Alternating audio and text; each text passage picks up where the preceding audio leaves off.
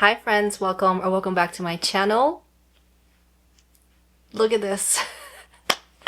Okay, so obviously by the title of this video, you already know that we'll be talking about the 25 books that I would like to read in 2025. So I try to be very fair. I try to be fair. None of these books are new or none of these books I've bought recently. So what you're gonna see in this stack of 25 books is literally books that have been sitting on my shelves for a while, some more than others, but I figured I'd pull whatever I have. A lot of these books are part of a series, so if you see me just pull out books 1 and 2, just know that those are the only books at this time that I physically own and that I physically bought. So, I just think it's so funny, this stack. One word will describe this stack, and that is fantasy. Welcome to my 25 books of 2025 fantasy edition. Okay, so let's begin. I think it's pretty funny that this year, all I have in my stack of 2025 books, all I have in my stack for this year is fantasy. But you know what? I'm not mad at it. I'm actually super excited. And some of these books are fairly known and very popular, a lot older. So I feel like this is my perfect excuse to catch up. Okay, so the first... You guys are gonna laugh. So the first book that I want to try to read is City of Bones by Cassandra Clare. Now, I have not yet read a Cassandra Clare book, and I feel like I am missing out at this point. The reason why I want to read this book first, this is part of the Mortal Instruments series, and there's like freaking 10 books in this series, okay? That is ridiculous. I want to read the first book to see if I even like the first book to even commit to such a long series, because I really want to read The Internal Devices and the 3 books that follow the kids from this trilogy afterwards. But I've heard that obviously you have to read this first, and I'm not excited. Honestly, I'm not excited, you guys, because 1, it's a very long series. 2, I've heard not really great things about this. If you guys have read the series and absolutely love it, please let me know, and please let me know if it's even worth it at this point, because honestly, I'm only giving books 1 and 2 of this series a chance. If I don't like it, if I can't stomach it for some reason, then I'm jumping into The Internal Devices. I've heard this is such a beautiful series with romance, beautiful writing, well fleshed out characters, amazing world building. The magic system is also great. It's no surprise that I really want to read this. I really want to read a Cassandra Clare book, period. And I just want to start with this series, to be honest with you. But again, like I said, I'm going to give this one a chance and see if I like it, because I've heard nothing but great things about this author, and her writing style I feel like I'm gonna love. Then we have another popular series, well-known series, and that is Six of Crows and Crooked Kingdom by Leigh Bardugo. I'm so sorry that my stack of big, huge books is literally half of this video, but there is no way for me to organize it other than this. So here we go. I want to read these, okay? I've heard great things about it. So I want to be that girly too that reads this and checks it off her list. I really don't know what this is about. I think this is just about a heist. A convict with a thirst of revenge, a sharpshooter who can't walk away from a wager, a runaway with a privileged past, a spy known as the Wraith, a heartrender using her magic to survive the slums, a thief with a gift for unlikely escapes. Kaz's crew are the only ones who might stand between the world and destruction if they don't kill each other first. Yeah. I really don't know much about this. 6 Dangerous Outcasts, 1 Impossible Heist. I don't know, but I'm very excited. I know I'm going to love this. I do believe this is going to be my first Leigh Bardugo duology, or book, in a sense. Okay, then I really want to read this trilogy. I think it's a trilogy, and that is The Cruel Prince by Holly Black.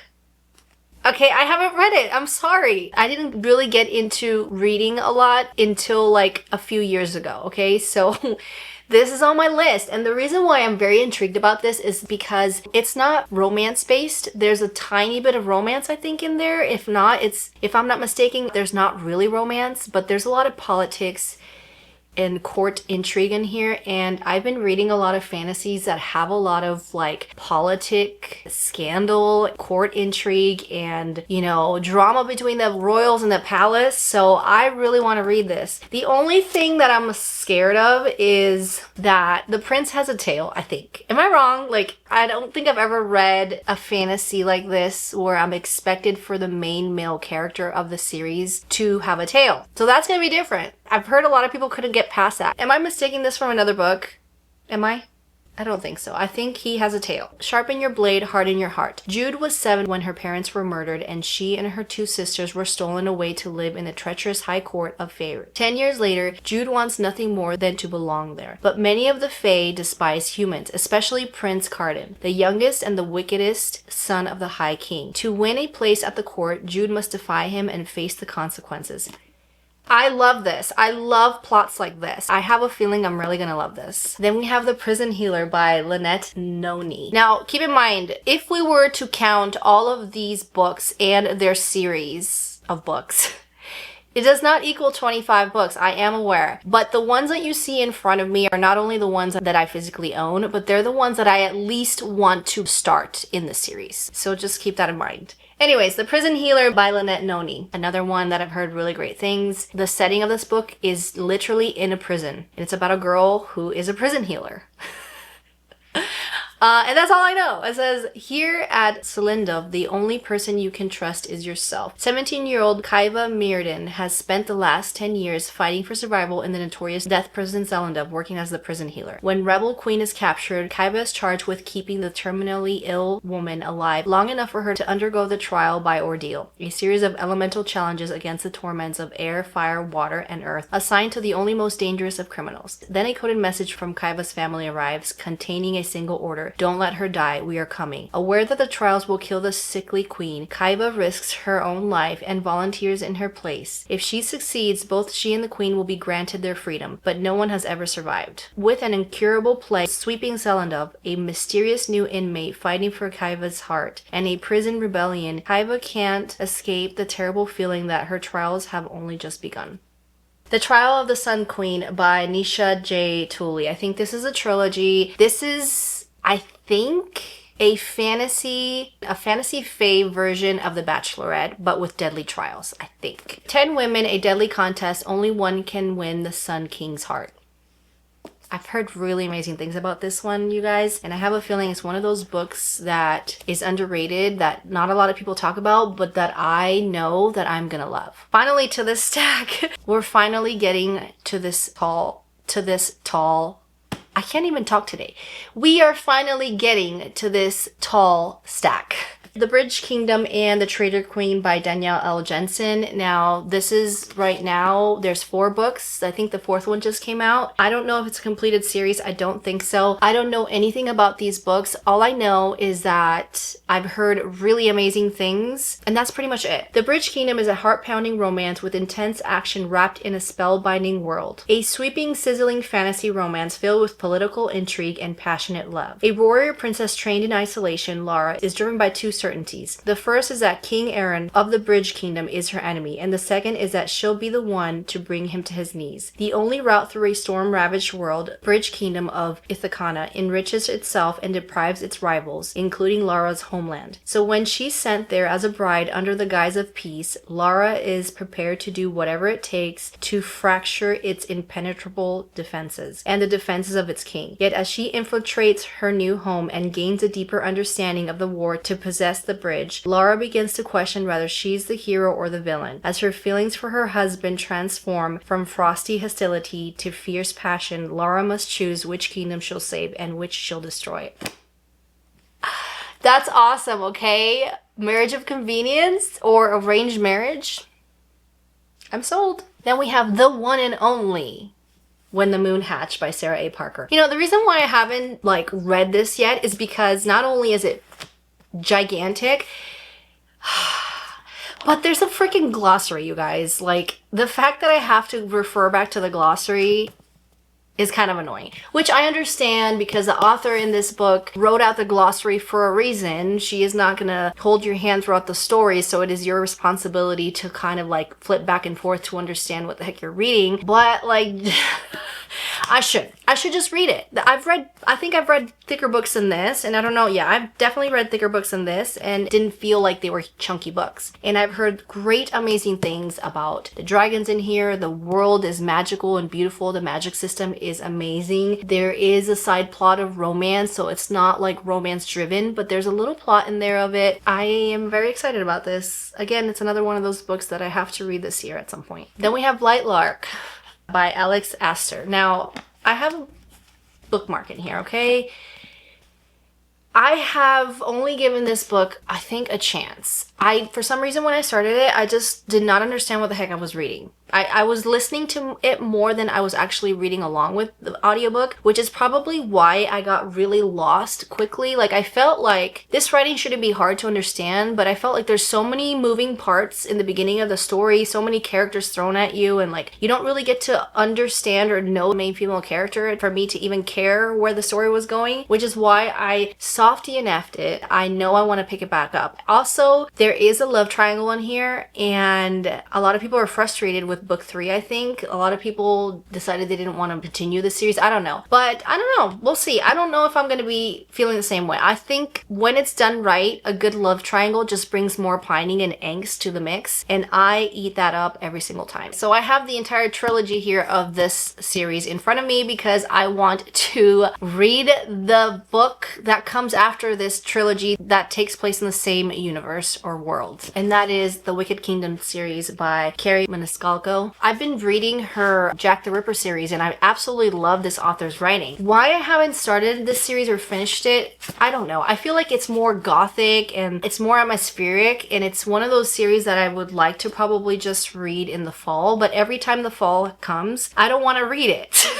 I do want to start reading Throne of the Fallen, and you do have to read this trilogy first, and I hope I don't regret it, just like I did with the Serpent and Dove series, where I wanted to read Scarlet Veil, and I freaking read that trilogy, and I got bored, and I didn't really enjoy Scarlet Veil that much. It's still sitting there unfinished, and I will pick it up at some point, but again, I hope that I don't feel this way about this trilogy. And you know what's so annoying? Look at the books 2 and 3 have the skull on top, and book 1 does not.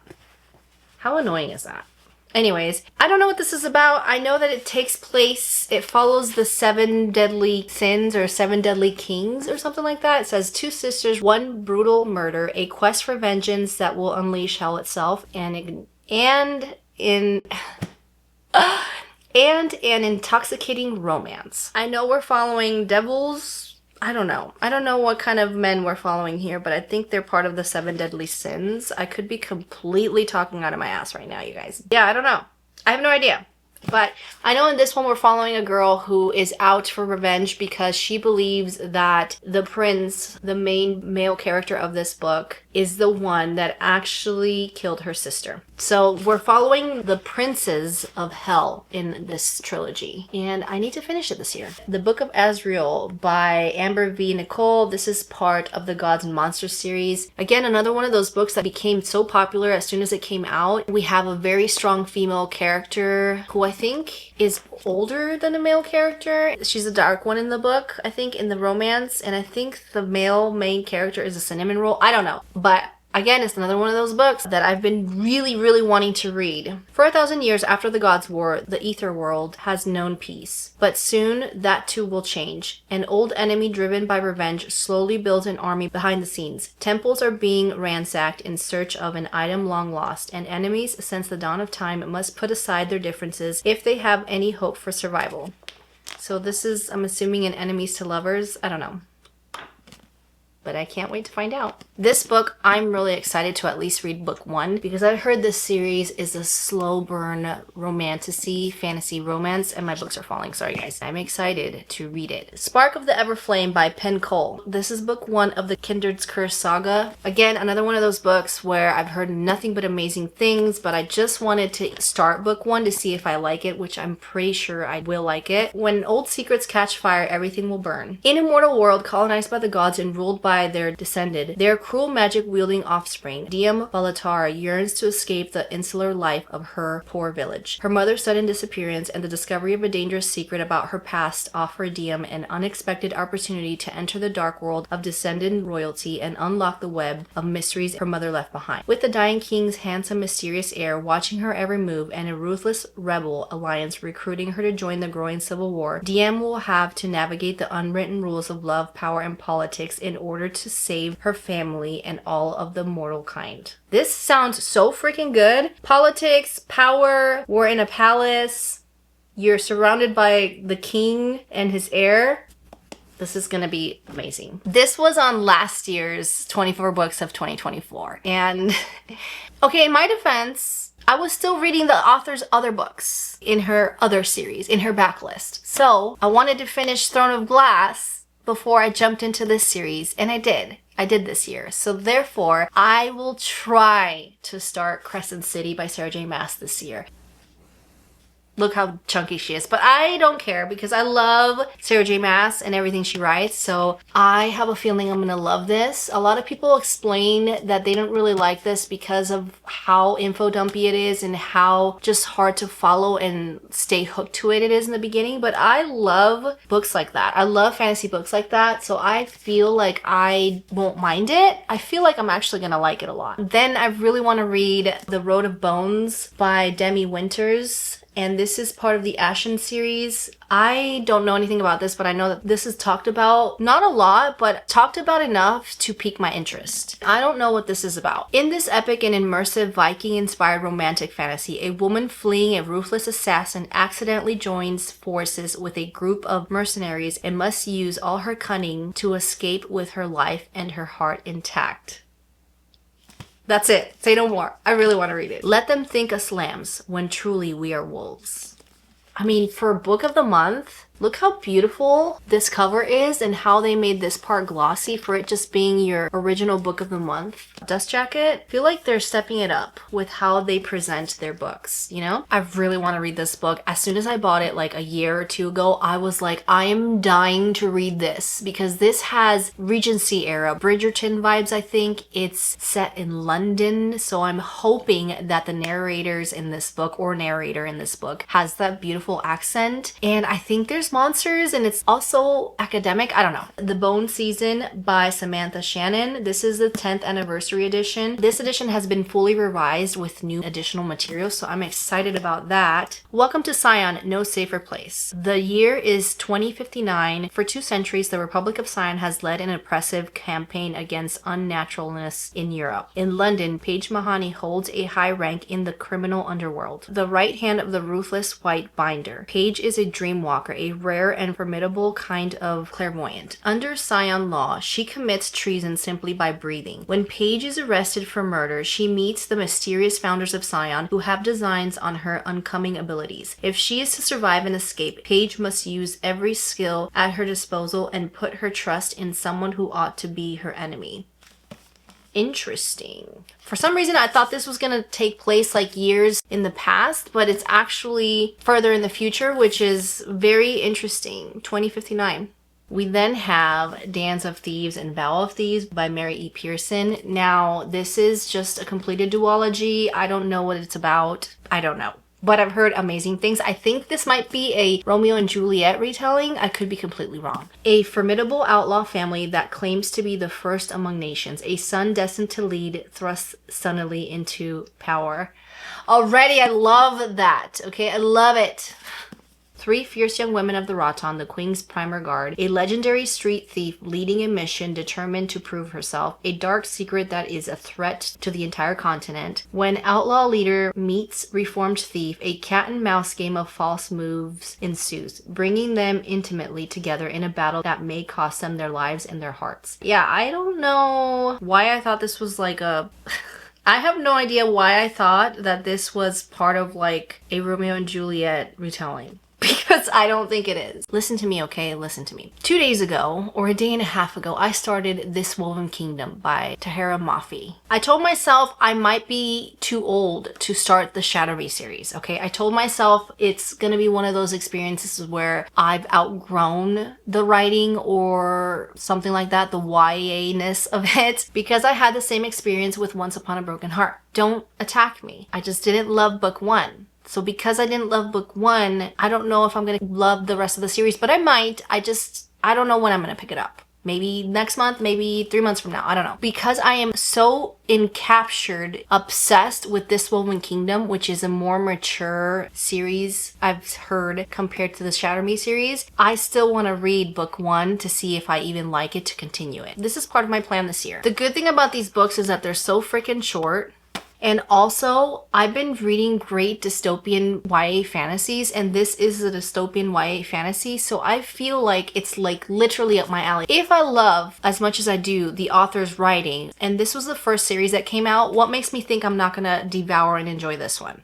So that's why this one, at least book 1, is on my list. No one has talked about this. I ran into somebody that talked about this on TikTok like, I don't know, months ago, because I was reading Powerless and I wanted something like it with like deadly trials and court intrigue. And I think this is another book or series like it, Blood and Steel by Ellen Schuwer. And this is the first book in the Legends of Thesmar series. It's a romantasy. There's deadly trials, there's political intrigue, there's court drama. With her death foretold, Athea Zaltair only has 3 years to become what she's always dreamed of being, a warrior legend. Women are forbidden to wield blades, so she has trained in secret her entire life. Now racing against the clock, she fights to secure her place in the elite guild charted with the protection of the 5 kingdoms. The sparring and hazing of the new trainees border on deadly, but even more dangerous is her growing attraction to Wilder Hawthorne, her unwillingly warrior chaperone. All around them, schemes are afoot and darkness looms. Will Athea pass the perilous initiation test and take her place as a champion of Thesmar, or will the evading evil snatch away her dream before it starts? This book, again, is another one of those books that was on last year's 24 books of 2024. I consider this my first sci-fi fantasy. I don't know why I haven't started this book or read it or have wanted to pick it up, because I've heard great things about this book. Project Hail Mary by Andy Weir. Andy Weir? I don't know. We all know what this book is about. I think this is the author of The Martian. I have seen that movie, The Martian, and I freaking absolutely loved it. So if you're giving me those same vibes in this book, why the heck haven't I already devoured this book? I don't know. I don't know, you guys. I have no idea. I think sci-fi just scares me sometimes. I feel like I'm gonna feel dumb reading some of this stuff. But who knows? Maybe I'll surprise myself and I will not. And I will love every bit of this book. It needs to be read this year. And the very last book is a well-known dark romance. The only dark romance in this stack, and that is the Mindfuck series by S.T. Abbey. We all know what this book is about. This is a dark romance about a woman, and her love interest is the detective on these heinous murders as she is committing. I've heard that she's a very strong female character in the book. I've heard that the romance is messy but good. And yeah, I hope I get to this book or this series this year. This is the whole completed books 1 through 5 in this very floppy paperback, and I love it. I love that about it. And also, I think that they discontinued this beautiful cover, and now the new cover is just horrendous. So I'm just happy that I was lucky enough to get my hands on this, because I don't think they sell this anymore. So there you have it. Those are all the 25 books that I really want to read this year, on top of everything else I want to read. These are the books that I own physically that I bought a while ago that have been sitting on my shelves and on my TBR for quite some time. So what better way to hold myself accountable than to make a video about these books and say that these are my 25 books for the year. So that's it, you guys. That's it for today's video. If you enjoyed this video, please don't forget to hit the like and subscribe button, and I will catch you on my next one. Bye!